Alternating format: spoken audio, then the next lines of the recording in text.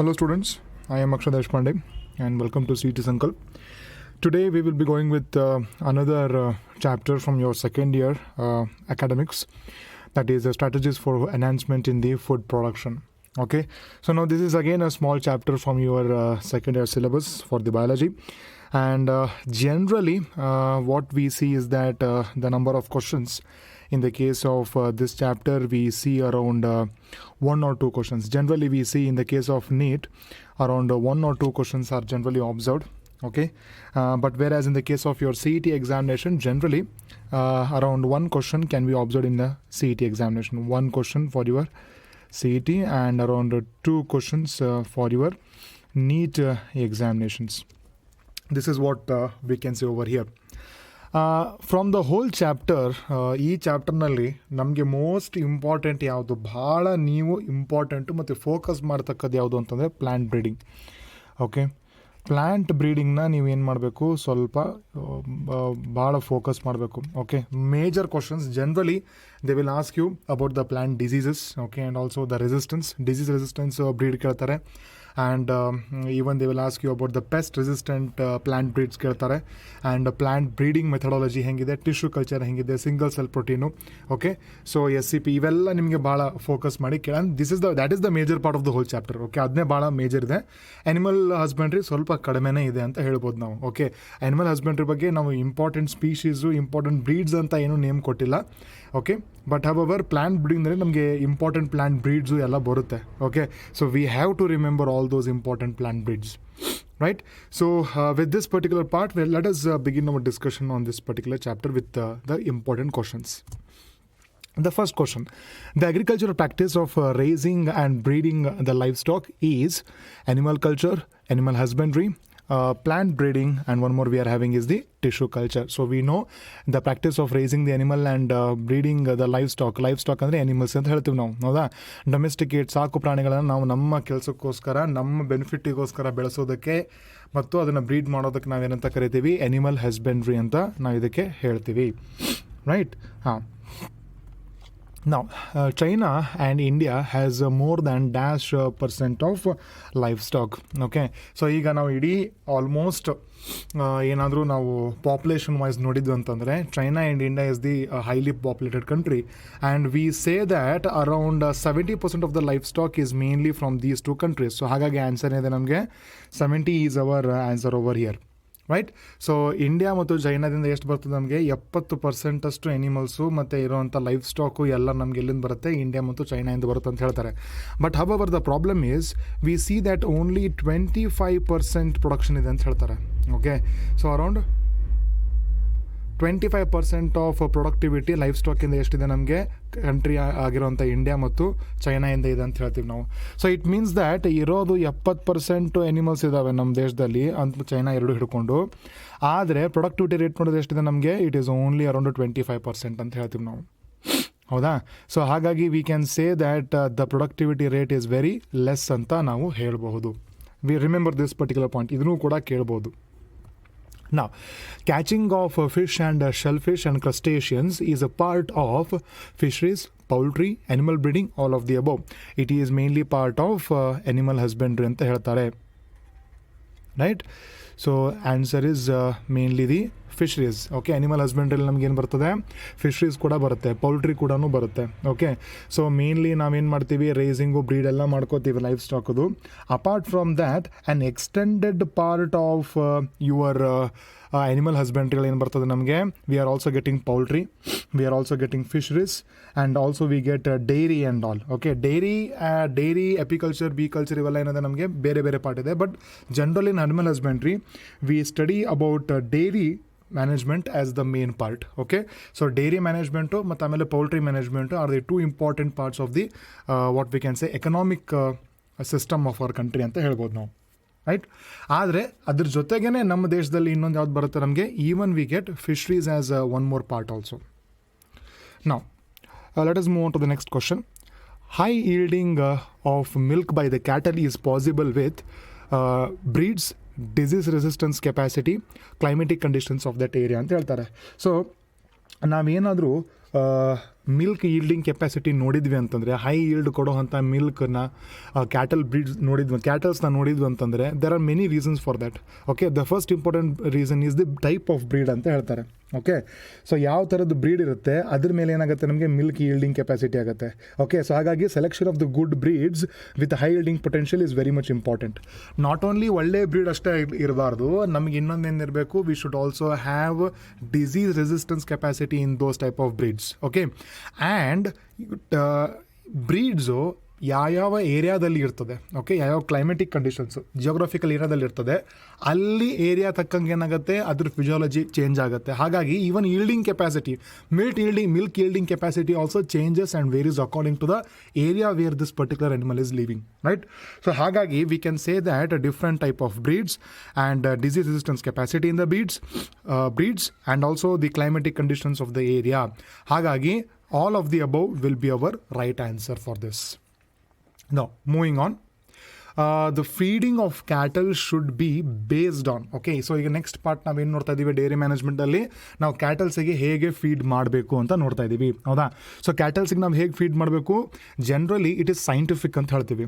Scientific ಅಂದ್ರೆ ಅರ್ಥ ಏನು, ಹೆಂಗೆ ಬೇಕಾದಂಗೆ we cannot just randomly feed those animals. Okay, it should be scientifically in the sense it should be always based upon the quantity, ಎಷ್ಟು quantity ತಿನ್ನಿಸಬೇಕು, and also quality of the feed. Okay, quality ಅಂತಂದ್ರೂ ಎಷ್ಟು ಗುಣಮಟ್ಟದಿರ್ತದೆ feed ಕೂಡ.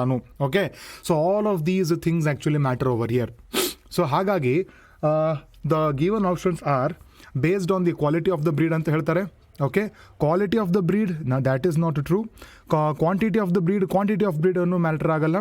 Quality of the feed, yes, exactly. C will be our right answer. And based on type of the breed also matters. But however, mainly ಯಾವುದೇ ಥರದ bread ತೊಗೊಂಡ್ರು ನಾವು ಯಾವ ಥರದ ಗುಣಮಟ್ಟದ ಫೀಡ್ ಹಾಕ್ತೀವಿ, ಕ್ವಾಲಿಟಿ ಫೀಡ್ ಹಾಕ್ತೀವಿ, ಅದ್ರ ಮೇಲೆ ಏನಾಗುತ್ತೆ, ಎವ್ರಿಥಿಂಗ್ ಇಸ್ ಡಿಸೈಡೆಡ್ ಅಂತ ಹೇಳ್ಬೋದು, ರೈಟ್? ನಾವು next question, the direct contact of the handler with the cattle is reduced by, ಅಂದರೆ ಯಾರು ಕ್ಯಾಟಲ್ಸ್ನ ಸಾಕ್ತಿರ್ತಾರಲ್ಲ ಮ್ಯಾನೇಜ್ಮೆಂಟ್ನವರು, ಡೈರೆಕ್ಟ್ ಯಾರು ಆ ಅನಿಮಲ್ನ ಹ್ಯಾಂಡಲ್ ಮಾಡ್ತಿರ್ತಾರಲ್ಲ ಅದನ್ನು ನಾವು ಮಿನಿಮೈಸ್ ಹೇಗೆ ಮಾಡ್ಬೋದು, ಓಕೆ, ರೆಡ್ಯೂಸ್ ಮಾಡ್ಬೋದು ಅಂತ ಹೇಳ್ತಾರೆ. So the direct contact of the handler with the cattle can be or is reduced by keeping the cattle in shielded stable ಅಂತಂದರೆ ಜನರಲಿ ಕುದುರೆಗಳು, ಆಕಳಗಳು ಎಲ್ಲಿ ಇರ್ಲಿಕ್ಕೆ ಒಂದು ಶೆಡ್ ಮಾಡಿರ್ತಾರಲ್ಲ ಅದಕ್ಕೆ ಸ್ಟೇಬಲ್ ಅಂತ ಹೇಳ್ತಾರೆ. ಶೀಲ್ಡೆಡ್ ಅಂತಂದ್ರೇನು, ಪ್ರೊಟೆಕ್ಷನ್ ಅಂತ ಹೇಳ್ತಾರೆ. ಓಕೆ, ನಾವು next is mechanised method of handling, manual handling, all of the above. The answer is a mechanized method of handling. Mechanized method ಅಂತಂದ್ರೇನು, mainly with the help of usage of machines. Okay, if you have seen many dairy farms and all, ಅಲ್ಲಿ ಏನು ಮಾಡ್ತಾರೆ, ಹಾಲನ್ನು ತೆಗಿಲಿಕ್ಕೆ ಏನು ಮಾಡಿರ್ತಾರೆ, machine ಹಚ್ಚಿರ್ತಾರೆ ಅಡ್ಡರ್ಗೆ. Okay, ಕೆಚ್ಚಲಕ್ಕೆ ಏನು ಮಾಡಿರ್ತಾರೆ, ಸಕ್ ಮಾಡೋ ಅಂತ ಕೆಲವೊಂದು ಮಷಿನ್ ಹಚ್ಚಿಬಿಟ್ಟಿರ್ತಾರೆ, ಹೌದಾ? So this is an example for what mechanised method of handling ಅಂತ ಹೇಳ್ತಾರೆ. So mechanised method of handling ಎದಕ್ಕೆ ಮಾಡಬೇಕು, ಅಕಸ್ಮಾತ್ ಕ್ಯಾಟ್ಲಿಗೆ ಏನೋ ಡಿಸೀಸ್ ಇತ್ತು, okay, that disease sometimes may come from that cattle to the human, ಅಥವಾ ಹ್ಯೂಮನ್ಗೆ ಏನೋ ಇನ್ಫೆಕ್ಷನ್ ಆಗಿತ್ತು, that may can go and cause some infection to the particular cattle, right? So ಹಾಗಾಗಬಾರ್ದು ಅನ್ನೋ ಕಾರಣಕ್ಕೋಸ್ಕರ the risk of reduction of diseases R contact of diseases can be reduced by mechanised method of handling ಅಂತ ಹೇಳ್ಬೋದು, right? So B is our right answer over here. Now moving on, which of the following is a mandatory in order to keep the cattle healthy ಅಂತ ಹೇಳ್ತಾರೆ. Okay, so how can we keep the cattle healthy over here? Okay, so the first is veterinary doctor visits. Okay, ಯಾರಾದರೂ ಈ veterinary doctor ಇರ್ತಾರಲ್ಲ, ಅನಿಮಲ್ಸ್ದು doctors ಇರ್ತಾರಲ್ಲ, ಅವರು ಬರೋದು. Next is hygienic conditions, wherever the animals are kept ಅಲ್ಲಿ ಏನಿರ್ಬೇಕು, ನಮಗೆ hygienic conditions ಇರಬೇಕು. Regular visits to the animal house, ಅನಿಮಲ್ಸ್ನ ಎಲ್ಲಿಟ್ಟಿರ್ತೀವಿ ಅಲ್ಲಿ ರೆಗ್ಯುಲರ್ ವಿಸಿಟ್ ಮಾಡ್ತಿರ್ಬೇಕು, ನೋಡ್ತಿರ್ಬೇಕು. So the last option is all of the above. So it is clear that all of the above, ಇವೆಲ್ಲ ವೆಟರ್ನರಿ ಡಾಕ್ಟರು ರೆಗ್ಯುಲರಾಗಿ ಬರ್ತಿರಬೇಕು. ನೆಕ್ಸ್ಟು ಹೈಜಿನಿಕ್ ಕಂಡೀಷನ್ಸ್ ಮೇಂಟೈನ್ ಮಾಡಿರಬೇಕು, and also there should be regular visits to the animal house where the animals are kept. So the answer is all of the above. Next, which of the following is also reared along with the chicks for eggs and meat ಅಂತ ಹೇಳ್ತಾರೆ ಅವರು. Okay, chicks ಅಂತಂದರೆ mainly chicken ಅಂತ ಹೇಳ್ತೀವಿ ನಾವು. Okay, so generally we see that in the case of poultry we see that chicken, ducks are the major what are actually reared for the poultry ಮೀಟಿಗೋಸ್ಕರ. ಆದರೆ sometimes we also see turkey and geese. Okay, goose ಅಂತ ಹೇಳ್ತೀವಲ್ವ, geese ಅಂತಲೂ ಹೇಳ್ತಾರೆ ಅದಕ್ಕೆ. Okay, so geeses and goose are also what we can say along with turkey are also sometimes reared. Okay, so the options given here are the chicken, ducks, broilers. Broilers ಅಂದರೆ ಬೇರೆ ಮೀಟಿಗೋಸ್ಕರ ಬ್ರಾಯ್ಲರ್ಸ್ನ use ಮಾಡ್ತಾರೆ. ಚಿಕನ್ದೇ ಅದು mainly ಮೇಲಿಗೆ ಹೇಳ್ತೀವಿ ನಾವು broilers ಅಂತ. Layers ಅಂತ ಕರೀತಾರೆ, broilers ಅಂತ ಕರೀತಾರೆ. ಓಕೆ, ಬ್ರಾಯ್ಲರ್ಸ್ನ ಮೇನ್ಲಿ ನಾವು ಏನು ಯೂಸ್ ಮಾಡ್ತೀವಿ, ಮೀಟಿಗೋಸ್ಕರ ಯೂಸ್ ಮಾಡ್ತೀವಿ. ಓಕೆ, ಲೇಯರ್ಸ್ ಅಂತಂದರೆ ಅರ್ಥ ಏನು ನಮಗೆ, ಲೇಯರ್ಸ್ ಅಂತ ಬರ್ತದೆ. ಲೇಯರ್ಸ್ ಅಂತಂದರೆ ಮೇನ್ಲಿ ಎಗ್ಗನ್ನು ಲೇ ಮಾಡೋ ಅಂಥ ಬರ್ಡ್ಸಿಗೆ ನಾವೇನಂತೀವಿ, ಲೇಯರ್ಸ್ ಅಂತ ಕರಿತೀವಿ. So the right answer over here is the D, geese. Right, so geese is the right answer over here. Right, so now moving on. Which of the following is the aim of animal breeding? Okay, animal breeding though, which of the following is the aim anta keltare. Okay, improvising the qualities of the breed, increasing the yield of the animals, increasing the desirable characters in the breed, all of the above. Okay, so it is clear that the answer is D, that is all of the above. ಅಂದರೆ animal bread ಮಾಡೋ ಉದ್ದೇಶ ಏನು, selectively ಕ್ಯಾರೆಕ್ಟರ್ಸ್ನಲ್ಲಿರುವಂಥ ಕೆಲವೊಂದು ಡಿಸೈಬಲ್ characters ಇರುವಂಥ ಪೇರೆಂಟ್ಸ್ನಲ್ಲಿರುವಂಥ ಕ್ಯಾರೆಕ್ಟರ್ಸ್ನ ನಾವೇನು ಮಾಡ್ತಾ ಇದ್ದೀವಿ, ಆಫ್ ಸ್ಪ್ರಿಂಗ್ಸಿಗೆ ಟ್ರಾನ್ಸ್ಫರ್ ಮಾಡಬೇಕು. ಓಕೆ, ಸೊ ಹಾಗಾಗಿ ಈ selective characters, desirable characters next ಜನ್ರೇಷನ್ಗೆ ಹೋದ್ರೆ ಏನಾಗುತ್ತೆ, quality of the breed improve ಆಗುತ್ತೆ. And not only quality of the breed improves but also ಆ ಎನಿಮಲಿಂದ ಬರೋವಂಥ ಈಲ್ಡ್, ಹಾಲಾಗಿರ್ಬೋದು, ಮೀಟ್ ಆಗಿರ್ಬೋದು, ಓಕೆ, ಅದು ಕೂಡ ಇನ್ಕ್ರೀಸ್ ಆಗುತ್ತೆ. And so C option, that is desirable characters andru onde, A is also the same meaning, right? So hagagi we can say D is our right answer. Now, a group of animals related by descent similar in most characters is called as, okay, family, genus, phylum, breed ಅಂತ ಹೇಳ್ತಾರೆ. The answer is breed ಅಂತ ಹೇಳ್ತೀವಿ ನಾವು. Okay, ಯಾವ animals ಒಂದೇ ancestors ಇಂದ ಬಂದಿರ್ತದೋ ಮತ್ತು ಗ್ರೂಪ್ ಆಫ್ ಎನಿಮಲ್ಸ್ನಲ್ಲಿ ಮೋಸ್ಟ್ ಕ್ಯಾರೆಕ್ಟರ್ಸ್ ಹೆಂಗಿರ್ತದೆ, ಸೇಮ್ ಇರ್ತದೆ, ಸಿಮಿಲರ್ ಕ್ಯಾರೆಕ್ಟರ್ಸ್ ಇರ್ತವೆ. ಓಕೆ, ನಾವು ಅದಕ್ಕೆ ಏನಂತ ಕರಿತೀವಿ, ಬ್ರೀಡ್ ಅಂತ ಹೇಳ್ತೀವಿ. Next, breeding between same animal breed is called as outbreeding, inbreeding, mix breeding and self breeding ಅಂತ ಹೇಳ್ತಾರೆ. The right answer over here is inbreeding. Okay, so ನಾವು ಏನು ಮಾಡ್ತೀವಿ, ಅನಿಮಲ್ ಬ್ರೀಡಿಂಗ್ನಲ್ಲಿ ಎರಡು ಥರದ ಬ್ರೀಡಿಂಗ್ ಬರ್ತದೆ. ಓಕೆ, ಒಂದು ಇನ್ breeding ಅಂತ ಹೇಳ್ತೀವಿ and one more is out breeding ಅಂತ ಹೇಳ್ತೀವಿ. ಸೊ ನೀವು ಔಟ್ ಬ್ರೀಡಿಂಗ್ನಲ್ಲಿ ನಮಗೆ ಬಹಳಷ್ಟು ಡಿಫ್ರೆನ್ಷನ್ಸ್ ಬರ್ತದೆ. ಒಂದು ಔಟ್ ಬ್ರೀಡಿಂಗ್ ಬರ್ತದೆ, ಔಟ್ ಕ್ರಾಸಿಂಗ್ ಬರ್ತದೆ, ಕ್ರಾಸ್ ಬ್ರೀಡಿಂಗ್ ಬರುತ್ತೆ, ಇಂಟರ್ ಸ್ಪೆಸಿಫಿಕ್ ಹೈಬ್ರಿಡೈಸೇಷನ್ ಅಂತ ಬರ್ತದೆ. ಓಕೆ, ಸೊ ಔಟ್ ಬ್ರೀಡಿಂಗ್ ಅಂತಂದರೆ ಮೇನ್ಲಿ ಸೇಮ್ ಬ್ರೀಡ್ನಲ್ಲಿ ಅನ್ರಿಲೇಟೆಡ್ ಅನಿಮಲ್ಸ್ ಇರಬೇಕು, ಆನ್ಸೆಸ್ಟರ್ಸು ಸೇಮ್ ಇರಬಾರ್ದು. That is called as outbreeding ಅಂತ ಹೇಳ್ತೀವಿ. ಓಕೆ, ಅಟ್ಲೀಸ್ಟ್ 4 to 6 ಜನರೇಷನ್ ತನಕನೂ there should be no common ancestors between the two breeds ಅಂತ ಹೇಳ್ತೀವಿ. Okay, that is called as outbreeding ಅಂತ ಹೇಳ್ತೀವಿ. ಇನ್ breeding ಅಂತಂದ್ರೆ ಏನಾಗುತ್ತೆ, there will be continuous breeding between the individuals for at least 4 to 6 generations. Okay, 4 to 6 generation ಒಳಗಡೆ ಏನು ಮಾಡ್ತಾರೆ ಅವರು, ಆ ಮೆಂಬರ್ಸ್ ಒಳಗಡೆ ಒಂದೇ ಬ್ರೀಡ್ ಒಳಗಡೆ ಏನು ಮಾಡ್ತಾರೆ ಅವರು, ಒಂದೇ ಜೆನೆಟಿಕ್ ಲೀನೇಜ್ ಇರುವಂಥ ಅನಿಮಲ್ಸ್ನ ಏನು ಮಾಡ್ತಾರೆ ಅವರು, ಬ್ರೀಡ್ ಮಾಡಿಸ್ತಾ ಹೋಗ್ತಾರೆ. Okay, this is called as inbreeding ಅಂತ ಹೇಳ್ತಾರೆ. Okay, yes, inbreeding the number of generations animals are bred is, okay, ಎಷ್ಟು ಜನರೇಷನ್ಸ್ ತನಕ ಅನಿಮಲ್ಸ್ನ ಬ್ರೀಡ್ ಮಾಡ್ತಾರೆ ಅಂತ ಕೇಳ್ತಾರೆ. Okay, so what is the answer over here, what is the option over here? The options are around 5 to 6 generations. Next is 9 generation, 8 to 10 generations. The last is the 4 to 6 generations. So it is clear that it is around 4 to 6 generations ಅಂತ ಹೇಳ್ತಾರೆ. Okay, 4 to 6 generations ತನಕ ಏನು ಮಾಡ್ತಾರೆ, constantly ಎನಿಮಲ್ಸ್ನ ಏನು ಮಾಡ್ತಾರೆ, they go on breeding among the same individuals, genetically related individuals ಅಂತ ಹೇಳ್ತೀವಿ. Okay, so there are several advantages also.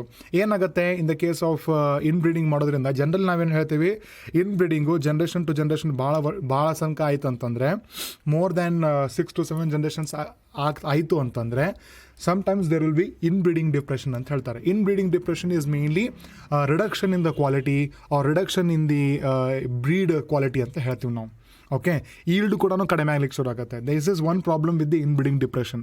But however inbreeding ಮಾಡೋದ್ರಿಂದ ಒಂದು ಅಡ್ವಾಂಟೇಜ್ ಏನಿದೆ ಅಂತಂದರೆ, we can prepare pure generations. Okay, ಇನ್ ಬ್ರೀಡಿಂಗಿಂದ ಒಂದು ಅಡ್ವಾಂಟೇಜ್ ಏನು ಬರುತ್ತೆ ನಮಗೆ, ಪ್ಯೂರ್ ಲೈನ್ಸ್ನ ನಾವು ಏನು ಮಾಡ್ಬೋದು, ಪ್ರಿಪೇರ್ ಮಾಡ್ಬೋದು, ಪ್ಯೂರ್ ಲೈನ್ ಬರುತ್ತೆ. Next exposing the harmful jeans, exposing the harmful jeans ಅಂತ ಹೇಳ್ತೀವಿ, harmful. Okay, exposing the harmful jeans ಅಂತ ಹೇಳ್ತೀವಿ. ಸೊ ಈ ಥರ ಹಾರ್ಮ್ಫುಲ್ ಜೀನ್ಸ್ನ ನಾವೇನು ಮಾಡ್ಬೋದು, ಎಕ್ಸ್ಪೋಸ್ ಮಾಡ್ಬೋದು. ಪ್ಯೂರ್ ಲೈನ್ಸ್ನ ನಾವೇನು ಮಾಡ್ಬೋದು, ಪ್ರಿಪೇರ್ ಮಾಡ್ಬೋದು. ಹೌದಾ? So these are some two advantages of the inbreeding ಅಂತ ಹೇಳ್ತೀವಿ. ನಾವು moving on. Which of the following statements about inbreeding is it true ಅಂತ ಹೇಳ್ತಾರೆ. Okay, so it promotes heterozygosity. Okay, and it exposes there is harmful recessive genes, increases the quality in the breed population, and the last option is all of the above ಅಂತ ಹೇಳ್ತಾರೆ. Okay, so here heterozygosity ಬರೋದಿಲ್ಲ, it actually improves the pure line ಅಂತ ಹೇಳ್ತೀವಿ. ಹೌದಾ? Pure line ಅಂತಂದರೆ ಅರ್ಥ ಏನು? Pure line ಅಂತಂದರೆ ಹೋಮೋಝೈಗೋಸಿಟಿ. ಓಕೆ, ಸ್ವಲ್ಪ ಎರರ್ ಆಗಿದೆ ಆಪ್ಷನ್ಸ್ ಪ್ರಿಪೇರ್ ಮಾಡೋದ್ರಲ್ಲಿ. Zygosity, right? So mainly the ಹೋಮೋಝೈಗೋಸಿಟಿನ ಪ್ರಮೋಟ್ ಮಾಡುತ್ತೆ ಅಂತ ಹೇಳ್ತೀವಿ, ಪ್ಯೂರ್ ಲೈನ್ಸ್ನ ಪ್ರಿಪೇರ್ ಮಾಡುತ್ತೆ. Okay, it increases the quality in the inbred generation, that is also true. And recessive ಜೀನ್ಸ್ನ ಏನು ಮಾಡುತ್ತೆ, ಅದು ಹಾರ್ಮ್ಫುಲ್ ಜೀನ್ಸ್ನ ಎಕ್ಸ್ಪೋಸ್ ಮಾಡುತ್ತೆ ಆ್ಯಂಡ್ ಪ್ಯೂರ್ ಲೈನ್ನ ಪ್ರಮೋಟ್ ಮಾಡುತ್ತೆ ಅಂತ ಹೇಳಿದ್ವಲ್ಲ, that pure line is called as what, homozygosity ಅಂತ ಹೇಳ್ತೀವಿ. ಹೌದಾ? ಸೊ ಹಾಗಾಗಿ both all the statements that is A, B, C and C are true. ಹಾಗಾಗಿ the right answer over here is D ಅಂತ ಹೇಳ್ಬೋದು. ಓಕೆ, ಈ ಆಪ್ಷನ್ದಲ್ಲಿ ಹೋಮೋಝೈಗೋಸಿಟಿ ಟೈಪ್ ಮಾಡಲಿಕ್ಕೆ ಹೋಗಿ ಹೆಟ್ರೋಝೈಗೋಸಿಟಿ ಆಗಿದೆ. Okay, so don't consider this, consider pure line ಅಂತ ಅಂದ್ಕೊಳ್ಳಿ. Right? Now moving on. Breeding of unrelated animals between the individuals of a same breed having no common ancestors for 4 to 6 generation is called as crossbreeding, outbreeding, interspecific hybridization, inbreeding ಅಂತ ಹೇಳ್ತೀವಿ. Okay, so now we are coming to the outbreeding concept. Okay, outbreeding ಕಾನ್ಸೆಪ್ಟ್ನಲ್ಲಿ ಏನಾಗುತ್ತೆ, breeding of unrelated animals between the individuals of the same breed having no common ancestors for 4 to 6 generations ಅಂತ ಹೇಳ್ತೀವಿ. This is called as outbreeding ಅಂತ ಹೇಳ್ತೀವಿ. ಆದರೆ ನಮ್ಗೆ ಇನ್ನೊಂದು term ಬರುತ್ತೆ, ಔಟ್ ಕ್ರಾಸಿಂಗ್ ಅಂತ ಹೇಳ್ತೀವಿ. ಅಲ್ಲಿ ಏನಾಗುತ್ತೆ ಅಂತಂದರೆ, if you consider 2 breeds, A and B ಅಂತ 2 ಬ್ರೀಡ್ ಕನ್ಸಿಡರ್ ಮಾಡಿರಿ ನೀವು. ಓಕೆ, ಈ 2 ಬ್ರೀಡ್ನಲ್ಲಿ ಅರೌಂಡ್ 4 to 6 ಜನರೇಷನ್ಸ್ ತನಕ, 4 to 6 generations, around 4 to 6 generation, 2 breeds ನಡುವೆ ಯಾವುದೇ ಥರದ್ದು ಕಾಮನ್ ಆನ್ಸೆಸ್ಟರ್ಸ್ ಇರೋದಿಲ್ಲ on the either side. That is what they mean by the term outcrossing ಅಂತ ಹೇಳ್ತಾರೆ. Right? Having no common ancestors on both the different type of breed ಅಂತ ಹೇಳ್ತೀವಿ ನಾವು. Okay, so there are 2 same breeds, and these 2 same breeds should not be having common ancestors for 4 to 6 generation on the either side ಅಂತ ಹೇಳ್ತೀವಿ. Okay, outbreeding ಅಂತ ಬರುತ್ತೆ ನಮಗೆ. Okay, cross breeding ಅಂದರೆ ಬೇರೆ ಮೀನಿಂಗು. ಅಲ್ಟಿಮೇಟ್ಲಿ ಕ್ರಾಸ್ ಬ್ರೀಡಿಂಗ್ ಅಂದರೆ 2 different ಬ್ರೀಡ್ನ cross ಮಾಡೋಕೆ ನಾವೇನಂತ ಅಂತೀವಿ, ಕ್ರಾಸ್ ಬ್ರೀಡಿಂಗ್ ಅಂತ ಅಂತೀವಿ. ಓಕೆ, ಸೊ ಔಟ್ ಬ್ರೀಡಿಂಗು ಮತ್ತು out crossing 2 important ಡೆಫಿನೇಷನ್ಸು. Generally we C lot of confusions. Okay, so ಇಲ್ಲಿ ನಾನು ಬಿ ಅಂತ ಬರದೆ ಅಲ್ವಾ, this is not be over here. Okay, this is not be over here. ಇದೇನು ಮಾಡೋಣ ನಾವು, for example let us take this is A1 ಅಂತ ಅಂದ್ಕೊಳ್ಳಿ, ಇದು A2 ಅಂತ ಅಂದ್ಕೊಳ್ಳಿ. ಅಂದರೆ 2 ಸೇಮ್ ಬ್ರೀಡೇನೇ ಇರುತ್ತೆ. ಓಕೆ, ಬರೆಯಬೇಕಾದ್ರೆ ಸ್ವಲ್ಪ ಡಿಫ್ರೆನ್ಸ್ ಆಯ್ತದು. ಓಕೆ, 2 ಸೇಮ್ ಬ್ರೀಡೇ ಇರುತ್ತೆ. Both A1 and A2 are actually same breed. Okay, but however on both side none of them will be having a common ancestors for 4 to 6 generation. Okay, yes, that is called as outcrossing ಅಂತ ಹೇಳ್ತೀವಿ, ನೆನಪಿಟ್ಕೊಳ್ಳಿ. Okay, outbreeding ಅಂತಂದರೆ generally we consider no common ancestors for 4 to 6 generation. ನಾ ಇದನ್ನು ಹೇಳಿದ್ದು out crossing. Okay, outcrossing. Okay, don't get confused. Yeah, so ಬರೆದ್ಬಿಟ್ಟೆ ಇಲ್ಲಿ. ನಾವು moving on. Males and females of 2 different related species are mated. It is called as cross breeding, out crossing, and interspecific hybridization, inbreeding ಅಂತ ಹೇಳ್ತೀವಿ. Okay, it is exactly 2 different unrelated ಸ್ಪೀಷೀಸನ್ನು ನಾವು ಅಕಸ್ಮಾತ್ ಏನಾದರೂ ಇದನ್ನು ಮಾಡ್ತಾ ಇದ್ದೀವಿ, ಮೇಟ್ ಮಾಡಿಸ್ತಾ ಇದ್ದೀವಿ ಅಂತಂದರೆ it is called as interspecific hybridization. It is called as what? Interspecific hybridization. C is our right answer over here. 2 different species, completely different species. Now, crossing of superior males of one breed with the superior females of another breed is called as cross breeding, out breeding, out crossing, interspecific hybridization. It is the out crossing. Okay, 2 different cross breeding. Okay, so 2 different ಬ್ರೀಡ್ಸ್ನ ನಾವೇನಾದರೂ ಇದನ್ನು ಮಾಡ್ತಾ ಇದ್ದೀವಿ, cross ಮಾಡ್ತಾ ಇದ್ದೀವಿ ಅಂತಂದರೆ it is called as cross breeding. Right? Yes, so these are some important definitions. Generally ಇವನ್ನೇ ಕೇಳ್ತಾರೆ ನಿಮಗೆ ಕೇಳಿದರೆ ಎನಿಮಲ್ ಹಸ್ಬೆಂಡ್ರಿಯಿಂದ. Now, to improve the chances of hybridization of animals, which of the following technique is used? Okay, so hybridization chances na increase ಆಗ್ಲಿಕ್ಕೋಸ್ಕರ ಯಾವ ಟೆಕ್ನಿಕ್ನ ನಾವು ಭಾಳ use ಮಾಡ್ತೀವಿ ಅಂತ ಹೇಳ್ತಾರೆ. Okay, so the options given here are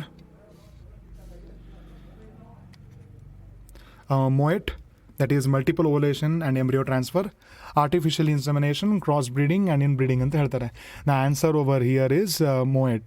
Okay, multiple ovulation and embryo transfer ಅಂತ ಹೇಳ್ತಾರೆ. Okay, yes. Now, which of the following statement about the artificial insemination is true? Controlled breeding experiments include the inbreeding ಅಂತ ಹೇಳ್ತಾರೆ. No, controlled breeding experiments mainly includes the statements ಆಗಿದ್ದಲ್ವಾ ಇದು.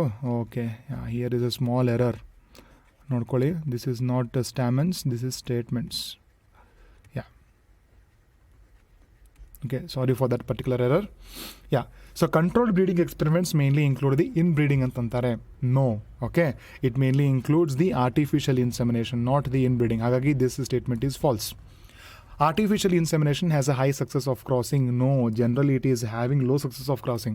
Okay, MOET, ಅದಕ್ಕೆ MOET use ಮಾಡ್ತೀವಿ ನಾವು. Now, eggs are collected from the female for insemination. No, sperms are collected. Semen is collected from the for artificial insemination. If not immediately, semen can be frozen for the insemination later. Exactly, D statement is our true statement. Okay, so control breeding ಎಕ್ಸ್ಪೆರಿಮೆಂಟಿಗೆ ನಾವೇನು use ಮಾಡ್ತೀವಿ? Artificial insemination use ಮಾಡ್ತೀವಿ. Artificial insemination generally ನಮ್ಗೆ ಏನಾಗುತ್ತೆ, ಕಡಿಮೆ success rate ಇರ್ತದೆ. Okay, and eggs are collected from the female ಅಂತ ಹೇಳ್ತಾರಲ್ಲ, ಎಗ್ಸ್ ಅಂದು ಕಲೆಕ್ಟ್ ಮಾಡೋದೇ ಇಲ್ಲ. Okay, it is semen that is collected for the artificial insemination. ನೇಮೇ ಹೇಳುತ್ತೆ ನಮಗೆ. ಇಫ್ ನಾಟ್ ಇಮಿಡಿಯೇಟ್ಲಿ, ನಾವು ಅಕಸ್ಮಾತು ಇದನ್ನು ಟ್ರಾನ್ಸ್ಫರ್ ಮಾಡಲಿಲ್ಲ semen into the female reproductive tract, what we can do is we can even store the semen for the in the frozen section. In the frozen way ನಾವೇನು ಮಾಡ್ಬೋದು, ಇಟ್ಕೋಬೋದು ಯಾವಾಗ ಬೇಕು, ಮತ್ತು ಅವಾಗ ಅದನ್ನು ನಾವು ಟ್ರಾನ್ಸ್ಫರ್ ಮಾಡ್ಬೋದು. So D is our true statement, Hans it is the right answer. Next statement over here. Herd improvement can be done through artificial insemination, MOET, crossbreeding and outcrossing ಅಂತ ಹೇಳ್ತಾರೆ. The answer is the MOET, that is multiple ovulation and embryo transfer ಅಂತ ಹೇಳ್ತೀವಿ. Now, so here also we have got this one, right? MOET ಅಂತ ಹೇಳಿದ್ವಲ್ಲ. Yeah, so I think the answer over here for this is B. Okay, artificial insemination is the right answer. So yeah, there's a small error over here. Okay, so yeah, artificial insemination is the right answer, not the MOET. Yeah. Now, moving on. Follicular development and super ovulation is induced by LH, estrogen, progesterone, FSH ಅಂತ ಹೇಳ್ತಾರೆ. Generally ಏನು ಮಾಡ್ತೀವಿ ಅಂತಂದರೆ, one egg one ಸೈಕಲಿಂದ ಬರುತ್ತೆ reproductive ಸೈಕಲಲ್ಲಿ.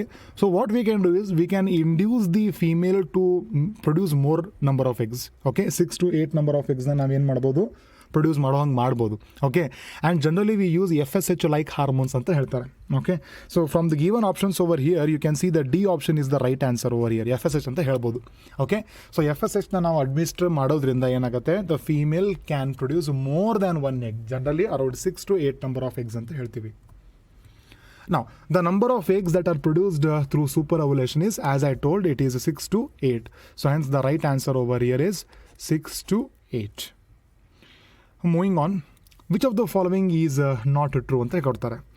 The genetic mother after mating or insemination, they are used for super ovulation ಅಂತ ಹೇಳ್ತಾರೆ. So here we are mainly discussing about the steps of MOET, that is multiple ovulation and embryo transfer. Okay, so ಏನು ಮಾಡ್ತೀವಿ ಇನ್ the case of multiple ovulation and embryo transfer, ನಾವು ಫೀಮೇಲ್ಸಿಗೆ ನಾವೇನು ಮಾಡ್ತೀವಿ, FSH like ಹಾರ್ಮೋನ್ಸ್ನ ಕೊಟ್ಟು multiple ಎಗ್ಸ್ನ induce ಮಾಡಿಸ್ತೀವಿ development ಆಗಲಿಕ್ಕೆ. Okay, afterwards ನಾವೇನು ಮಾಡ್ತೀವಿ, ಮೇಟಿಂಗ್ ಮಾಡಿಸ್ತೀವಿ, ಇಲ್ಲಾಂದರೆ ಆರ್ಟಿಫಿಷಿಯಲಿ ಇನ್ಸೆಮಿನೇಟ್ ಮಾಡಿಸ್ತೀವಿ. ಓಕೆ, ಸೊ ನೆಕ್ಸ್ಟ್ ಏನಾಗುತ್ತೆ, ಎಂಬ್ರಿಯೋ ಡೆವಲಪ್ಮೆಂಟ್ ಆಗುತ್ತೆ around what we can say generally the eggs at the 8 to 32 cell ಇರೋಂಥ ಸ್ಟೇಜ್ ಇರೋಂಥ ಎಗ್ಸ್ನ ಏನು ಮಾಡ್ತೀವಿ, ನಾವು ಅದನ್ನು ನಾನ್ ಸರ್ಜಿಕಲಿ ರಿಮೂವ್ ಮಾಡಿಕೊಂಡು ಸರೋಗೇಟ್ ಮದರ್ ಟ್ರಾನ್ಸ್ಫರ್ ಮಾಡ್ತೀವಿ. So that we can use the biological mother again for the another round of our super ovulation process, right? So this is the MOET, what we do, steps of MOET, that is we are seeing over here. So ಅದೇ ಸ್ಟೆಪ್ಸ್ನ ಇಲ್ಲಿ ಕೇಳಿದಾರೆ ಅವರು, ಹೌದಾ? So genetic mother after mating or insemination they are used for further superovulation. So this is actually a true statement ಅಂತ ಹೇಳ್ಬೋದು. This is actually true. Cow is induced superovulation by the FSH like hormone. Yes, superovulation ನಾವು ಹೆಂಗೆ induce ಮಾಡ್ತೀವಿ? By FSH like hormone. True statement. The superovulation, through superovulation the number of egg produced is 1 ಅಂತ ಹೇಳ್ತಾರೆ. No, not 1, around 6 to 8 eggs ಅಂತ ನಾವು ಹೇಳಿದ್ದೀವಲ್ವಾ? So ಹಾಗೆ around 6 to 8 eggs ಅಂತ ಹೇಳಿದ್ದೀವಿ ನಾವು. So this is the not a true statement. So C is our right answer, right? So D ಏನು ಹೇಳ್ತಾರೆ ನೋಡೋಣ ಒಂದ್ಸಲ. The fertilised eggs at 8 to 32 cell stage are recovered non-surgically and transferred to surrogate mothers. Exactly, this is also true statement. Okay, so our D statement is also a true statement ಅಂತ ಹೇಳ್ಬೋದು, ಹೌದಾ? So C statement is wrong. Okay, through super ovulation generally around 6 to what we can say 8 eggs can be obtained. Now let us look into the next one, that is the maintenance of bees and beehives is called as beekeeping, pollen culture, floriculture, none of the above. The answer is beekeeping. Okay, ನಮ್ಮ ದೇಶದಲ್ಲಿ ಕೂಡ apiculture ಅಂತ ಹೇಳ್ತೀವಿ. ಬೀ ಕೀಪಿಂಗಿಗೆ ನಮಗೆ ಇನ್ನೊಂದು ಹೆಸರು ಏನಂತ ಹೇಳ್ತೀವಿ? ಎಪಿಕಲ್ಚರ್ ಅಂತಲೂ ಕೂಡ ಹೇಳ್ತೀವಿ. It is also called as the apiculture. Okay, so even in our country we see that apiculture is becoming popular these days. Okay, ಆದ್ರೇನು ಮೇಂಟೈನ್ ಮಾಡೋದು ಸ್ವಲ್ಪ ಡಿಫಿಕಲ್ಟ್ ಅಂತ ಹೇಳ್ತಾರೆ. ನಮಗೆ ಒಳ್ಳೆ ನಾಲೆಜ್ ಇರಬೇಕು. Okay, it is generally a ಬೆನಾಸ್ಟಿಕ್ course ಅಂತ ಹೇಳ್ತೀವಿ ನಾವು. ಅಂದ್ರೇನು, ಬರೀ ಒಂದು ಸರ್ಟಿಫಿಕೇಟ್ ಕೋರ್ಸ್ ನೀವು ಮಾಡ್ಕೊಂಡ್ರೆ ಸಾಕು, you are eligible to do the beekeeping. And generally beekeeping can be done in various area. Okay, ನಿಮ್ದು ಅಕಸ್ಮಾತ್ ದೊಡ್ಡದು ಫೀಲ್ಡ್ ಇದೆ, if you are having a big crop and all, ನೀವು ನಿಮ್ಮ ಕ್ರಾಪ್ಸ್ನಲ್ಲೇ ಇನ್ ಬಿಟ್ವೀನಲ್ಲಿ ಏನು ಮಾಡ್ಬೋದು? ಬೀ ಬಾಕ್ಸ್ನ ನೀವು ಇಡ್ಬೋದು. ಆ್ಯಂಡ್ ನಿಮಗೆ ಅಷ್ಟು ಮೇಂಟೈನ್ ಮಾಡ್ಲಿಕ್ಕೆ ಆಗೋದಿಲ್ಲಪ್ಪ, ನಮ್ಮ ಕಡೆ ಹೊಲ ಇಲ್ಲ, ಏನೂ ಇಲ್ಲ ಅಂತಂದರೆ you can even keep the bee hives in your home only. Okay, ವರಾಂಡಾದಲ್ಲಿ ಅಥವಾ ಟೆರೆಸ್ ಮೇಲೆ ನಾವೇನು ಮಾಡ್ಬೋದು? ಬೀ ಹೈವ್ಸ್ನ ನಾವು ಏನು ಮಾಡ್ಬೋದು? ಅಲ್ಲಿ ನಾವು ಇಡ್ಬೋದು. But only one thing we have to make sure that there should be sufficient amount of flowering nearby the bee box. Okay, ಎಲ್ಲಿ ನಮಗೆ ಬೀ ಬಾಕ್ಸ್ ಇಟ್ಟಿರ್ತೀವಲ್ಲ ಅಲ್ಲಿ ಸುತ್ತಮುತ್ತಲ ಏರಿಯಾದಲ್ಲಿ ನಮ್ಗೆ ಏನಾಗಬೇಕು? ಸುತ್ತಮುತ್ತಲ ಜಾಗದಲ್ಲಿ ಸ್ವಲ್ಪ ಒಳ್ಳೆ ರೀತಿಯಿಂದ ಫ್ಲವರಿಂಗ್ ಆಗಿರಬೇಕು ಅಂತ ಹೇಳ್ತೀವಿ. ಸೊ ದ್ಯಾಟ್ ನೆಕ್ಟರ್ ಕಲೆಕ್ಟ್ ಮಾಡಲಿಕ್ಕೆ ಬೀಗೆ ಅನುಕೂಲ ಆಗುತ್ತೆ. ಇಲ್ಲ ಅಂತಂದರೆ if there is no flowering, what we can do is we can make a small amount of sugar syrup and we can keep it at a different locations. ಬೇರೆ ಬೇರೆ ಕಡೆ ನಾವೇನು ಮಾಡ್ಬೋದು? ಅದನ್ನು ಇಟ್ಟು ಅಲ್ಲಿಂದ ನಾವೇನು ಮಾಡ್ಬೋದು? So that the bees can actually collect that particular syrup as the nectar only, right? So the maintenance of bees and beehives is called as beekeeping. The most commonly cultured bee species is Apis dorsata, Apis indica, stingless bee, and Apis nigrosita. Okay, the answer is Apis indica ಅಂತ ಹೇಳ್ತೀವಿ. The answer is Apis indica, Apis sarana indica ಅಂತ ಹೇಳ್ತೀವಿ. It is one of the most commonly employed bee species ಅಂತ ಹೇಳ್ತೀವಿ. Generally ಭಾಳಷ್ಟು ಮಂದಿ ಅದನ್ನೇ use ಮಾಡಿ ಮೋಸ್ಟ್ ಫ್ರೆಂಡ್ಲಿ ಬಿ ಅಂತ ಹೇಳ್ತೀವಿ. ಸಾಧು ಜೇನು ಅಂತ ಅದಕ್ಕೆ ಹೇಳ್ತಾರೆ. Okay, Apis dorsata is also called as the rock bee ಅಂತ ಹೇಳ್ತೀವಿ. ಸಿಕ್ಕಾಪಟ್ಟೆ ಅಗ್ರೆಸಿವ್ ಅದು. ಆ್ಯಂಡ್ ಇನ್ನೂ ತನಕ ಅದನ್ನು ಕಲ್ಚರ್ ಮಾಡಲಿಕ್ಕೆ ಆಗಿಲ್ಲ ನಮಗೆ. ಸ್ಟಿಂಗ್ಲೆಸ್ ಬಿ ಅಂತಂದರೆ ಮೆಲಿಪೋರಿಡೆ ಅಂತ ಒಂದು ಬರ್ತದೆ ಜೀನಸ್ಸು. ಓಕೆ, ಅದಕ್ಕೆ ಸ್ಟಿಂಗ್ ಇರೋದೇ ಇಲ್ಲ. ಓಕೆ, ಹಾಗಾಗಿ ಅದು ಇದು ಸ್ಟಿಂಗ್ ಮಾಡೋದಿಲ್ಲ if it is threatened. Okay, Apis nigrocincta is different bee species. Generally Africa ಕಡೆಯಲ್ಲಿ ಬರುತ್ತೆ ಅದು. ಓಕೆ, ಆ್ಯಂಡ್ ಈವನ್ ಇಂಡಿಯಾದಲ್ಲೂ ಬೆಳೆಸ್ತಾರೆ. ಬಟ್ ಕಲ್ಚರ್ ಮಾಡಿರೋದು, ಡೊಮೆಸ್ಟಿಕೇಟ್ ಮಾಡಿರೋವಂಥ ಬೀ ಸ್ಪೀಶೀಸ್ ಯಾವುದು? ಎಪಿಸ್ ಸರನಾ ಇಂಡಿಕಾ, ಅಂದರೆ ಎಪಿಸ್ ಇಂಡಿಕಾ ಅಂತ ಕೊಟ್ಟಿದ್ದಾರೆ. So the right answer over is the Apis Indica. Now next one.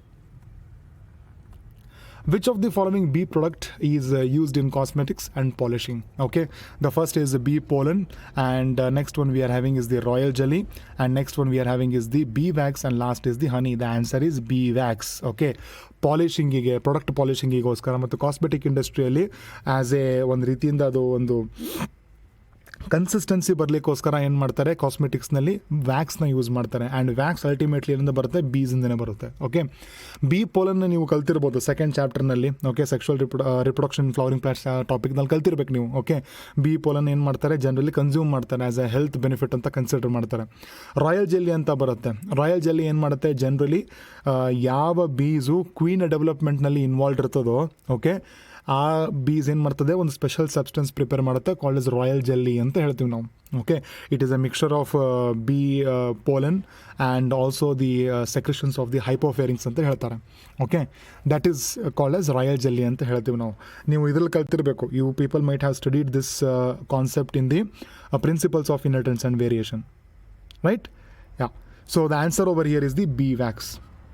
The next question, which of the following are important for successful bee culture? Okay, knowledge and nature of the bees, location of the bee hives, okay, catching and hiving the bee swarms, all of the above. The answer is all of the above. Okay, ನಾವು successful ಆಗಿ ಏನಾದರೂ B ಕಲ್ಚರ್ನ ಮಾಡಬೇಕು ಅಂತಂದರೆ ನಮಗೇನು ಗೊತ್ತಿರಬೇಕು, ಯಾವ ಥರದ ಜೇನುನೊಣಗಳನ್ನ ನಾವು ಸಾಕ್ತಾ ಇದ್ದೀವಿ ಅಂತ, ಎಲ್ಲಿ ಬಿ ಹೈವ್ಸ್ನ ಇಡಬೇಕು ಅಂತ, ಓಕೆ, ಹೇಗೆ ಕ್ಯಾಪ್ಚರ್ ಮಾಡಬೇಕು ಮತ್ತು ಅದನ್ನು ಹೇಗೆ ಸಾಕಾಣಿಕೆ ಮಾಡಬೇಕಂತ.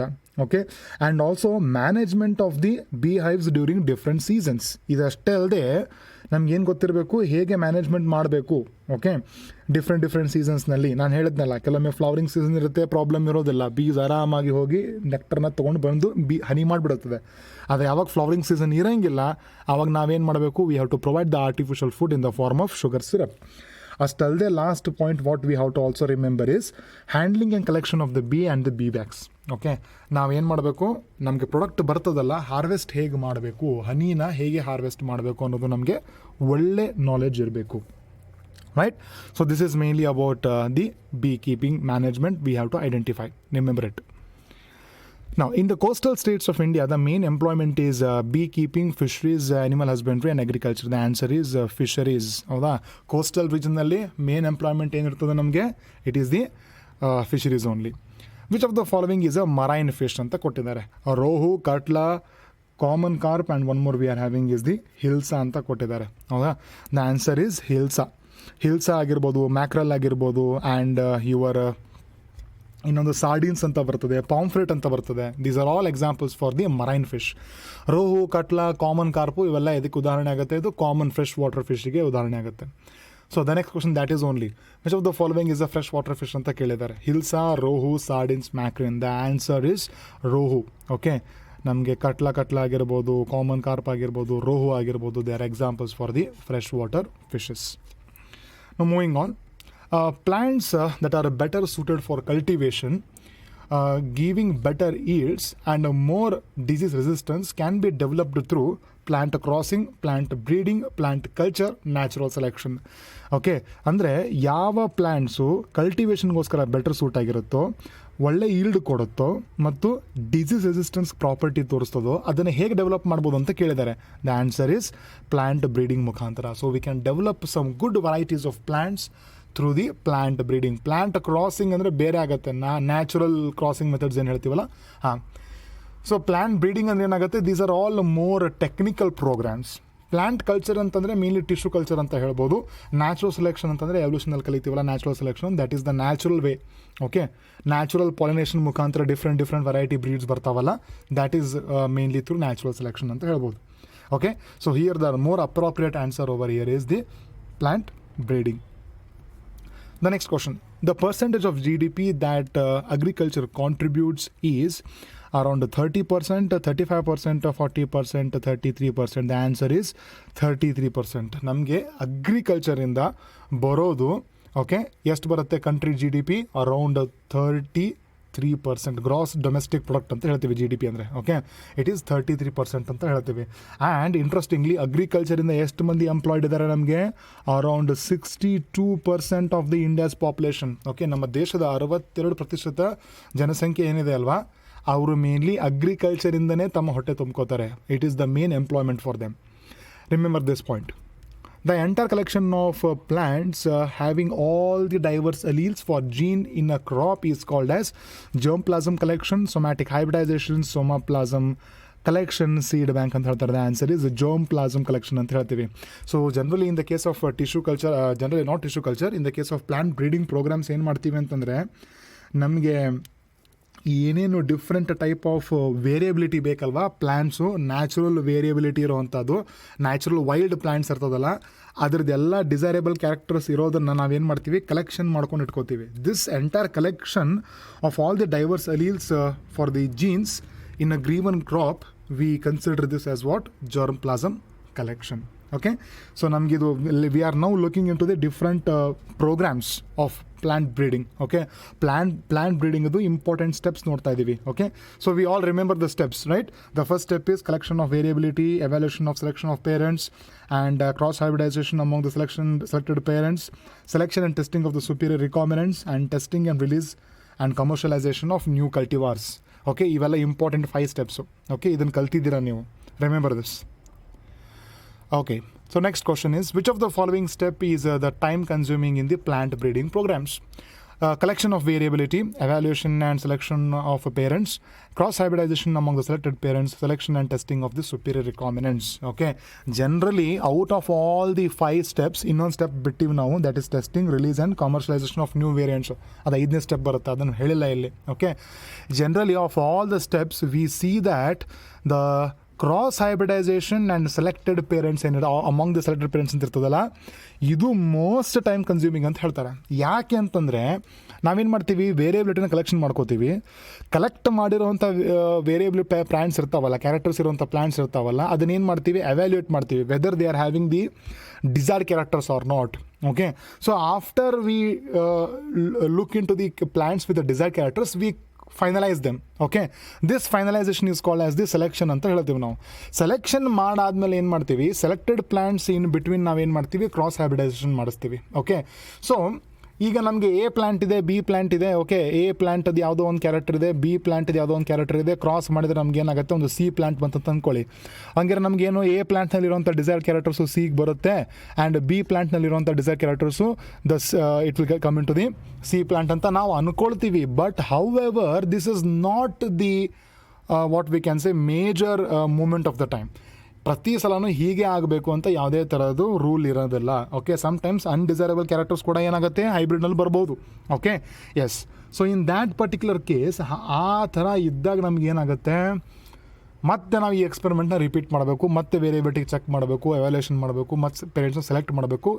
It is all trial and error methods, right? So hence we consider that cross hybridization among the selected parents is the most time consuming part. The next one, the semi-dwarf varieties of wheat was developed by Vishwanathan Kurian and Norman Borlaug, and the last option is none of the above. Okay, so here let us look into the different what we can say types of species of wheat, rice, sugarcane and millets. Okay, so hagagi the first person who brought an important variety of wheat is the semi dwarf variety ಅಂತ ಹೇಳ್ತೀವಿ. ಇದನ್ನ first time ತೊಗೊಂಬಂದವರು Norman ಬರ್ಲಾಗ್ ಅಂತ ಹೇಳ್ತೀವಿ. Okay, Norman ಬರ್ಲಾಗ್ ಅವರು ಈ ವರ್ಕ್ನ mainly ಮೆಕ್ಸಿಕೋದಲ್ಲಿ ಮಾಡ್ತಾರೆ. In centre called as international centre for wheat and maize varieties ಅಂತ ಹೇಳ್ತಾರೆ. Okay, maize improvement, sorry, not varieties. Okay, so ಅಲ್ಲಿ ಇದನ್ನು ಮೆಕ್ಸಿಕೋದಲ್ಲಿ ವರ್ಕ್ ಮಾಡಿ ಒಂದು ಹೊಸ ತಳಿನ ತೊಗೊಂಡು ಬರ್ತಾರೆ. That is called semi dwarf variety ಅಂತ ಹೇಳ್ತಾರೆ. And it was having excellent yield also. ಹಾಗಾಗಿ ಆಲ್ಮೋಸ್ಟ್ ವರ್ಲ್ಡ್ ಹಂಗರ್ನ ಅವರು ಸಾಲ್ವ್ ಮಾಡಿದ್ದಾರೆ ಪ್ರಾಬ್ಲಮ್ ಅಂತ ಅನ್ನೋ ಕಾರಣಕ್ಕೆ Norman Borlaug got Nobel prize in peace. Okay, Nobel peace prize ಸಿಕ್ಕಿದವ್ರಿಗೆ. I don't remember the year, you can just check it. But Norman Borlaug has got this particular award also, right? So now moving on, the semi-dwarf varieties of rice were mainly developed from the Taichung native, IR8, IR2, both A and B. So ನಮಗೇನಾಗುತ್ತೆ, ಇಂಡಿಯಾದಲ್ಲಿ we are having some good varieties such as Jaya and Ratna ಅಂತ ನಮ್ಗೆ ಈಗ ಇದೆ ನಮ್ಮ ದೇಶದಲ್ಲಿ. But ಈ ಜಯ and ರತ್ನ ಎಲ್ಲ ಆ್ಯಕ್ಚುಲಿ ಏನಾಗಿದೆ, 2 important varieties. That is the what we can say Taichung native and one more is IR8 ಅಂತ ಹೇಳ್ತೀವಿ ನಾವು. ಈ 2 ವೆರೈಟಿಯಿಂದ ಡೆವಲಪ್ ಮಾಡಿರೋದು. ಹಾಗಾಗಿ the right answer over here is the both A and B. Okay, so the IR8 is mainly developed from Philippines. Philippines-ನಲ್ಲಿ ಒಂದು institute ಇದೆ called as the international rice research institute ಅಂತ ಬರ್ತದೆ, ಅವರು ಡೆವಲಪ್ ಮಾಡಿದ್ದು. And Taichung is mainly from ತೈವಾನಿಂದ ಒಂದು ಇನ್ಸ್ಟಿಟ್ಯೂಟಿಂದ ತಯಾರಾಗಿರುವಂಥ ಒಂದು ತಳಿ ಅದು. Okay, that is Taichung native 1 ಅಂತ. Okay, so remember these important things, right? So ಇವೆರಡು ವೆರೈಟೀಸು 1966ನಲ್ಲಿ ನಮ್ಮ ದೇಶದಲ್ಲಿ ಎಂಟರ್ ಆಗಿದ್ದು, right? So important points you have to remember over here. The original sugarcane variety that was grown in North India was Saccharum barberi, Saccharum officinarum, and next is Saccharum bengalense and Saccharum rufipilum ಅಂತ ಹೇಳ್ತೀವಿ. So north ಇಂಡಿಯಾದಲ್ಲಿ ಬರೋದು Saccharum barberi ಅಂತ ಹೇಳ್ತೀವಿ. Okay, and in the case of south India we are having the next one, that is the ಸ್ಯಾಕರಮ್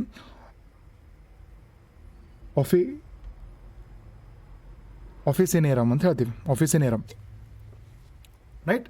so that is the for south India, ಇದು ಬರೋದು south ಇಂಡಿಯಾಗೆ ಬರುತ್ತೆ. Remember this. So the right answer over here is the Saccharum ಬಾರ್ಬೆರಿ.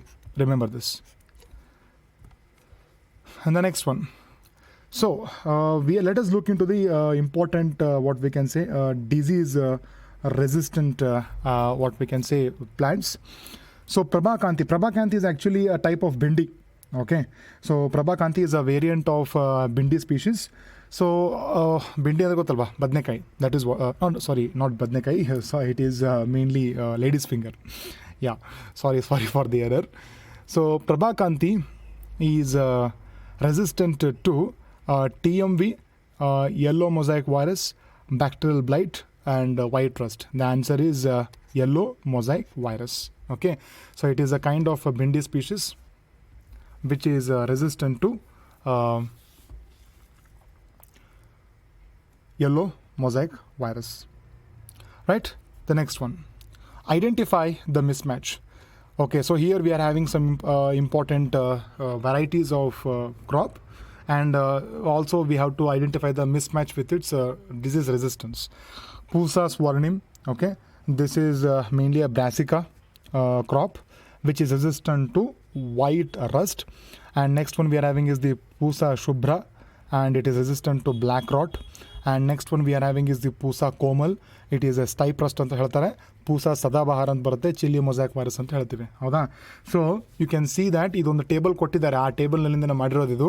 If you see that the Pusa Komal is actually resistant to bacterial blight. It is bacterial blight. Okay, not stripe rust. Okay, stripe rust ಬರೋದು mainly Himgiri ಅಂತ ಬರ್ತದೆ. Himgiri is actually wheat variety. Okay, so ಹಾಗಾಗಿ the mismatch is mainly the C is the mismatch over here. The next one, which of the following statement is not true? Okay, the transfer of resistance genes can be done by sexual hybridization. Okay, through mutation desirable characters can be induced. Red dot is a sugarcane disease.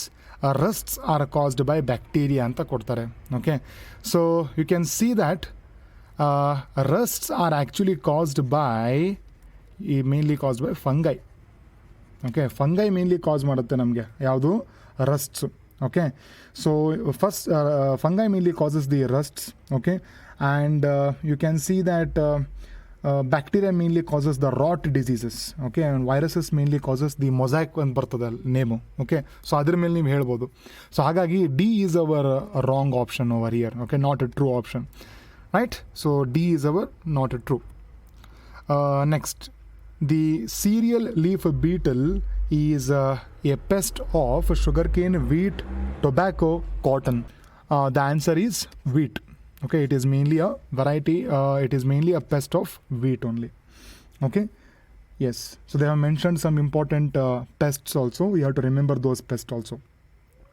Now moving on, high aspartic acids and low nitrogen and sugar can make the maize resistant to bollworms, stems of fly, leaf beetles, stem borers.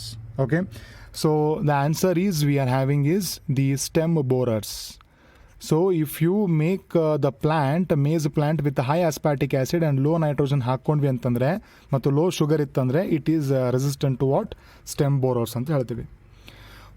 Pusa sem 2 and Pusa sem 3 are resistant to jessids, aphids and foot borer, all of the above. The answer is all of the above. ಇವು ಮೂರು ಬೇರೆ ಬೇರೆ ಪೆಸ್ಟ್ಸ್ಗೆ resistant ಇದೆ ಅಂತ ಹೇಳ್ತೀವಿ. Okay, Pusa sem 2 and Pusa sem 3 are actually flat bean crop variety ಬರ್ತದೆ, ಅದು ನೆನಪಿಟ್ಟು. Yeah, so let us look into the next question. Which of the following statement is true? Soft leaved and nectarless cotton attracts the bollworms.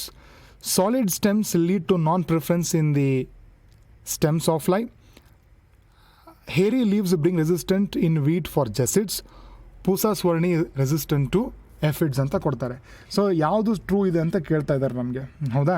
So if you look into all these statements, okay, for the pest resistant plant ಬ್ರೀಡಿಂಗಲ್ಲಿ ಕೊಟ್ಟಿದ್ದಾರೆ ಇದು points.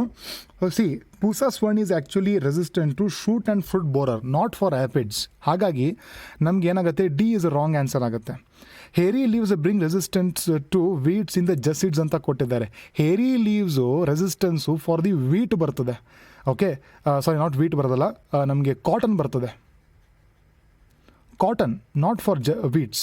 ಜೆಸಿಡ್ಸಿಗೆ resistance ಬರೋದು cotton due to the hairy leaves ಅಂತ ಹೇಳ್ತೀವಿ. Solid stems lead to non preference by the ಯಾವುದು stems of fly ಅಂತ ಕೊಟ್ಟಿದ್ದಾರೆ. That is actually a true statement ಅಂತ ಹೇಳ್ತೀವಿ. Okay, generally we see that in the case of wheat. ಇದನ್ನು ಎಲ್ಲಿ ನೋಡ್ತೀವಿ ನಾವು? ವೀಟ್ನಲ್ಲಿ ನೋಡ್ತೀವಿ, ಹೌದಾ? Soft leaved and nectarless cotton attracts the bollworms ಅಂತ ಕೊಟ್ಟಿದ್ದಾರೆ. It is not true. It does not attract ಮಾಡೋದಿಲ್ಲ. ಸೊ ಹಾಗಾಗಿ the right answer over here is that B is our right answer.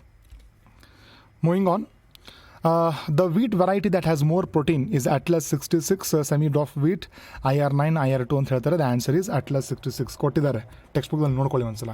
Okay, the amino acids that have doubled in quantity in maize is tryptophan and tyrosine, lysine and arginine, phenylalanine and tyrosine, phenylalanine and tryptophan and lysine. The answer is tryptophan and lysine anta. The D is our right answer. Okay, some maize variety alla aa thara bandide namge. Okay, so remember that. The bacteria that is known to have high biomass production rate is Methylophilus methylotrophus, E. coli, Haemophilus influenza, none of the above. The answer is Methylophilus ಯಾವುದು ಮಿಥಾಲೋಟ್ರೋಫಸ್ ಅಂತ ಕೊಡ್ತಾರೆ. Okay, so ಇದು ನಮಗೆ SCPL ಬರ್ತದೆ, that is single cell protein ಅಂತ ಹೇಳ್ತೀವಿ. Okay, so ಏನು ಮಾಡ್ತಾ ಇದ್ದೀವಿ ಅಂತಂದರೆ, ನಮ್ಮ ಭೂಮಿ ಮೇಲೆ ಎಷ್ಟೋ ಕಡೆ ಏನಾಗ್ತಿದೆ, we still see what we can say poverty and also hungry. Being hungry is big problem in our in many parts of the planet. Okay, so ಹಾಗಾಗಿ ಒಂದೇ ಫುಡ್ನಲ್ಲಿ ಎಲ್ಲ ನ್ಯೂಟ್ರಿಷನ್ನ ಪ್ರೊವೈಡ್ ಮಾಡಲಿಕ್ಕಾಗತ್ತಾ ಅಂತ, that is what the work actually are being done. Okay, so they have given some examples. You people have to remember all those. Okay, for example, in the case of what we can say vitamin C rich ಇರೋವಂಥ ಕೆಲವೊಂದು plants ಬಂದಿದೆ. For example ಬಿಟ್ರಗೋಡ್ ಬರುತ್ತೆ, okay, ಬತುವಾ ಬರುತ್ತೆ, mustard ಬರುತ್ತೆ, tomato ಬರುತ್ತೆ. Okay, and iron and calcium rich ನಮಗೆ ಬರ್ತದೆ, that is spinach and bathua. So in these way some examples ಕೊಟ್ಟಿದ್ದಾರೆ. Okay, which comes under the part that is plant breeding for improved food quality ಅಂತ ಒಂದು section ಇದೆ ಅಲ್ವಾ, ಆ ಪಾರ್ಟ್ನಲ್ಲಿ SCPಕಿನ ಮೇಲ್ಗಡೆ ಒಂದು ಪ್ಯಾರಾಗ್ರಾಫ್ ಬರುತ್ತೆ. So try to refer that, remember all those examples. ನಾನು ಅದನ್ನು ಇಲ್ಲಿ ಇನ್ಕ್ಲೂಡ್ ಮಾಡಿಲ್ಲ. Okay, so you have to remember those. Again, they can be an important part for your MCQs. Moving on, the part of the plants that are taken out for tissue culture is meristems, xylums, explants, and okay, last one we are having is the implants anta heltare. The answer is explants. Any part of the plant body that can be used for tissue culture is called as the explants. Soma clones are genetically identical, genetically non-identical, mitochondrial genomes are similar, chloroplast genomes are similar ಅಂತ ಹೇಳ್ತಾರೆ. The answer is genetically they are identical. Soma clones ಅಂತ ಬರುತ್ತೆ. Okay, so in the case of soma clones, what we do is that through micro propagation ನಾವೇನು ಮಾಡ್ತೀವಿ, ಭಾಳಷ್ಟು ಪ್ಲಾಂಟ್ಸ್ನ short ಟೈಮ್ನಲ್ಲಿ ಬೆಳೆಸ್ತೀವಿ. Okay, and these plants we refer them as what we can say soma clones ಅಂತ ಕರಿತೀವಿ, because they are very much similar to the identical original plant. So soma clones are genetically identical. The next one, the part of the plant that is free of virus is cambium, roots, leaves and meristems. The answer over here is the meristems. Okay, the right answer over here is the meristems. Meristems is the only part of the what we can say plant which is free of virus. ಹಾಗಾಗಿ ನಾವು ಅದನ್ನು ಏನು ಮಾಡ್ಬೋದು, virus free ಪ್ಲಾಂಟ್ಸ್ನ ನಾವು obtain ಮಾಡ್ಕೋಬೋದು. For example banana, sugar cane, potato, these 3 plants can be used for getting virus free plants. Okay, which of the following statements are true? Potato and tomato protoplasts cell have been fused by somatic hybridization. Okay, and protoplasts of 2 different varieties of plants are fused to form somatic hybrids. Plant without cell wall is protoplast. Tomato had a desired combination of characters of both tomato and potato ಅಂತ ಹೇಳ್ತಾರೆ. Okay, so here the question should have been not true ಅಂತ ಹೇಳ್ಬೋದು. It should have been what? Not true ಅಂತ ಆಗಬೇಕಾಗಿತ್ತು. Okay, ಯಾಕಂತಂದರೆ ನಮಗೆ ನೋಡಿ A is true, B is also true, C is also true. Okay, so plant cell without cell wall is called as protoplast. ಹೌದು, true. Protoplasts of two different varieties of plants are fused to form the somatic hybrids. It is also true. Potato and tomato protoplast cells have been fused by somatic hybridization. ಇದು ಕೂಡ ನಿಜಾನೇ. ಆದರೆ tomato ಏನು ಬಂದಿದೆ ಅಲ್ಲ, potato and tomato somatic hybridisation ಆಗಿ had the desired combination of characters ಅಂತ ಹೇಳ್ತಾರೆ. No, it never had that. Okay, so ಹಾಗಾಗಿ the right answer for not true. ಹಾಗಾಗಿ ನಾನು ನಾಟ್ ಟ್ರೂ ಮೆನ್ಷನ್ ಮಾಡಿದ್ದೀನಿ ಇಲ್ಲಿ. So the right answer over is D. D is our right answer. Remember this. Now, plants that have been obtained by growing meristems are potato, banana, sugarcane, all of the above. The answer is all of the above. Agal discuss ಮಾಡಿದ್ವಿ ನಾವು ಇದನ್ನು examples. So remember that. Okay, so micro propagation ಇಂದನೂ ನಾವು ಏನು ಮಾಡಿದ್ದೀವಿ, multiple plants ತಂದಿದ್ದೀವಿ. ಅದು ಕೂಡ examples ಕೊಟ್ಟಿದ್ದಾರೆ. For example tomato, banana and apple, they have mainly been raised through micro propagation. Which of the following statement is true ಅಂತ ಕೊಟ್ಟಿದ್ದಾರೆ. Virus free plants are obtained from the lateral meristems. Through micropropagation, large number of plants are generated in short time. Soma clans are genetical, non-identical. Pluripotency is the generation of a whole plant from explant ಅಂತ ಹೇಳ್ತಾರೆ. Okay, so virus free plants are obtained from the lateral meristems ಅಂತ ಕೊಟ್ಟಿದ್ದಾರಲ್ಲ, that is not true. It is mainly by the apical ಮತ್ತು axillary meristems ಬರ್ತದೆ. Okay, mainly apical and auxiliary.